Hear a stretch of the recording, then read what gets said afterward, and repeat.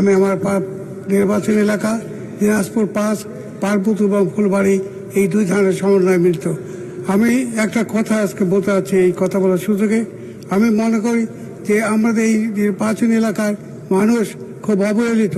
ওইখানে আমাদের 2টো খনি আছে, তাপবিদ্যুৎ পাওয়ার প্ল্যান্ট আছে, কয়লা ভিত্তিক খনি এবং মধ্যপ্রাচ্য পাথর শিলা খনি প্রকল্প আছে এবং সেই সাথে তাপ বিদ্যুৎ কেন্দ্র আছে। 3টা পাওয়ার প্ল্যান্ট, সেখানে মাত্র একটা পাওয়ার প্ল্যান্ট আর বাকি 2টা চলে না। স্তূপ হয়ে গেছে কয়লা, এই স্তূপকৃত কয়লা থেকে আমরা যাতে করে আর 2টা তাপ বিদ্যুৎ কেন্দ্র যদি চালু করা যায় তাহলে সেখান থেকে আমাদের ইলেকট্রিসিটি উৎপাদন হবে এবং এটা দেশের জন্য ভালো হবে। আমি দৃষ্টি মাননীয় জ্বালানি ও খনিজ সম্পদ মন্ত্রী নেই, আমি তারপরও বলছি যে এই কথাটা চিন্তা করে আপনার মাধ্যমে আমি যাতে বলতে পারি যে এই এলাকার মানুষের যে দুঃখে সুখে দুঃখে আমরা যখন ছিলাম তখন আমরা আছি, এখনো থাকবো, আগামীতে এই এলাকার মানুষের জন্য কাজ করব। আল্লাহ যেন সে তৌফিক দান করেন।